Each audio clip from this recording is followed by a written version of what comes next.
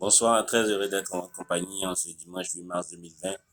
Euh, nous nous retrouvons en cet après-midi pour parler encore de l'Apocalypse, parler plus particulièrement des lettres rédigées aux anges des différentes églises. Nous allons précisément parler de la lettre rédigée à l'église d'Éphèse. Voilà, mais bien avant d'entrer dans le vif du sujet, permettez que j'explique un peu la syntaxe dans laquelle ces lettres sont rédigées. Voilà. Dans ces lettres que nous allons étudier par la grâce du Seigneur, vous vous rendrez bien compte que ces lettres sont rédigées dans une syntaxe particulière. Voilà, le Seigneur prend d'abord soin de se présenter à travers l'attribut qui le caractérise, notamment les étoiles dans sa main droite, notamment ses yeux qui sont semblables à des flammes de feu, celui qui a des pieds semblables à de l'airain ardent. Voilà, le Seigneur est désormais dans les attributs du Père. Alors, il s'adresse aux différentes églises et manifeste un attribut particulier en fonction de la situation qui lui est présentée dans cette église. Ensuite, le Seigneur passe la situation spirituelle en revue. Il dénonce notamment les faiblesses, ou entendez par là les reproches. Ensuite, le Seigneur prend soin de féliciter pour les qualités qu'il a également observées.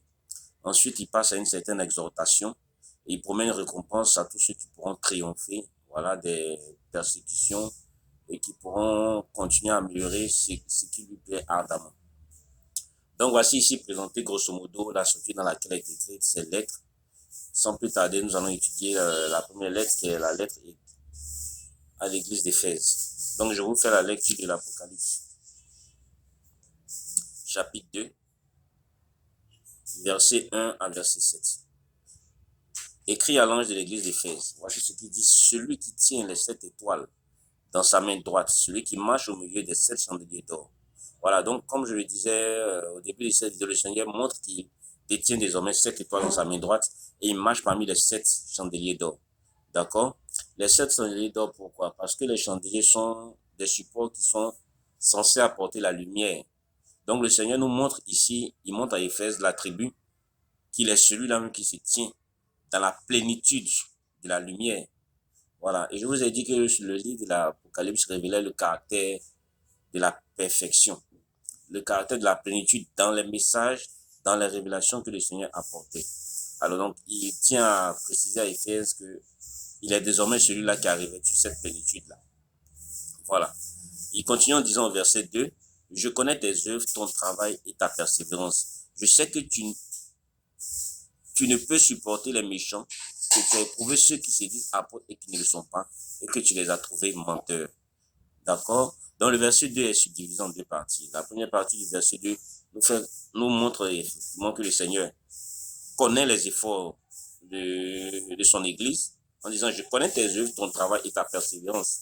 À Éphèse, il y avait des personnes qui aimaient beaucoup la parole du Seigneur.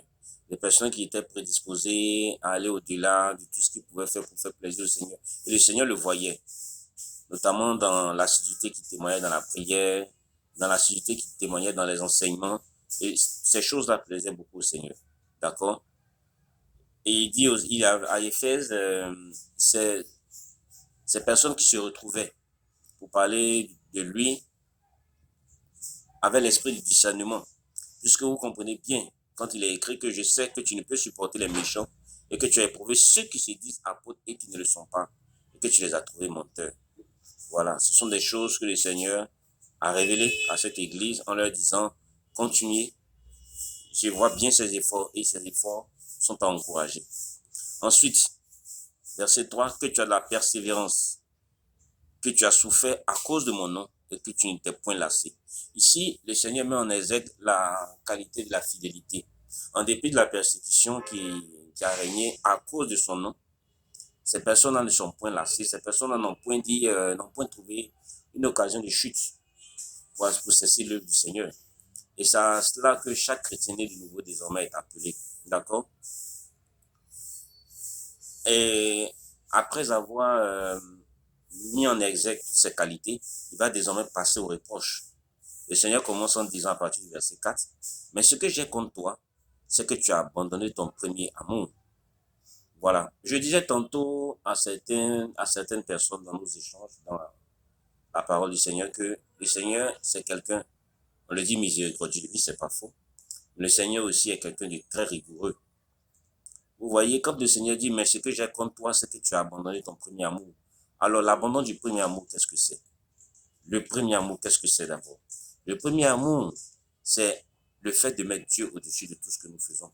C'est le fait de considérer Dieu comme celui-là même qui nous donne accès à toutes les choses que nous avons, que nous souhaitons.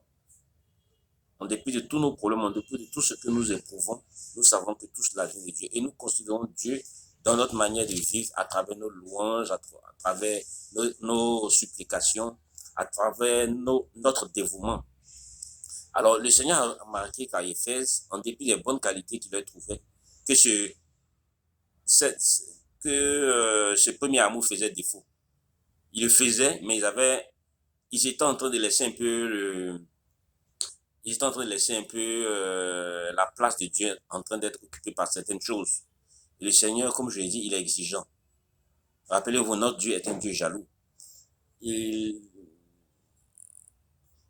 il a, il a pour horreur que nous laissions certaines idoles prendre sa place, si je puis m'exprimer de la sorte. Donc le Seigneur a tenu à exprimer cela à son peuple tout en leur disant de faire attention à cet élément. Ensuite, il dit, souviens-toi d'où tu es tombé. Au verset 5, réponds-toi et pratique tes premières œuvres. Sinon, je viendrai à toi et j'ôterai ton chandelier de sa place, à moins que tu ne te répandes. Le Seigneur est en train de faire comprendre au peuple d'Éphèse qu'en dépit de tous les efforts qu'ils faisaient, qu'ils appréciaient bien, qu'ils avaient délaissé le premier amour et qu'ils souhaitaient que ce peuple-là se répande. D'accord? Le Seigneur, dans sa justice, il ne prend pas un décret, il ne prend pas une décision sans pour autant te laisser une chance de te repentir ou de te racheter. Voilà. Donc le Seigneur démontrait cela dans cette lettre qu'il a envoyée par l'intermédiaire de Jean à cette église qui est à Éphèse, afin qu'Éphèse puisse corriger le tir. Et il continue en disant au verset 6, « Tu as pourtant ceci, c'est que tu hais les œuvres des Nicolaïtes, œuvres que je hais aussi. » Et il recommence en leur montrant qu'ils ont une qualité qu'il apprécie.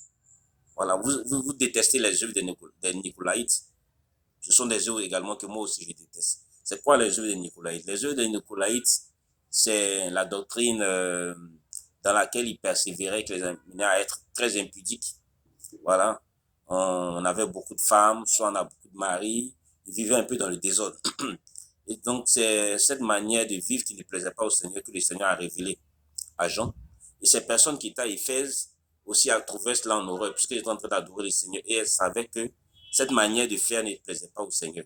Donc, le Seigneur venait dans cette lettre pour confirmer qu'effectivement, ce que vous êtes en train de ressentir, je le ressens également. D'accord? Alors, il termine au verset 7 en disant que celui qui a des oreilles entende ce que l'Esprit dit aux églises. À celui qui vaincra, je donnerai à manger de l'arbre de vie qui est dans le paradis de Dieu. Voilà. Le Seigneur finit cette révélation par une exhortation. D'accord? Par même une promesse. En disant à celui qui va persévérer jusqu'à la fin, à celui qui pourra entendre tout ce qu'il dira, tu lui donneras de l'arbre de vie qui se trouve dans le paradis de son Père.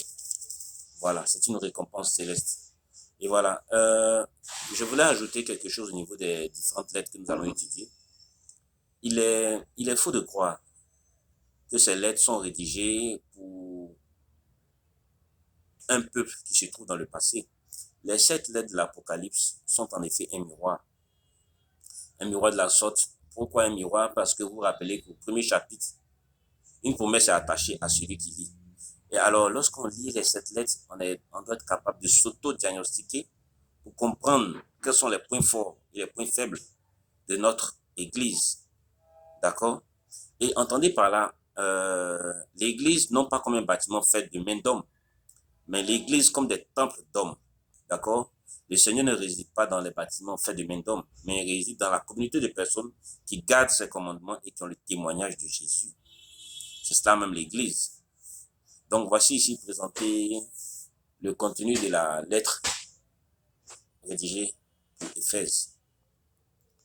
que nous nous repentions, que nous trouvons la force de comprendre la parole du Seigneur, de la méditer nuit et jour, et d'en corriger tous les défauts que cette lettre nous révèle sur notre état spirituel.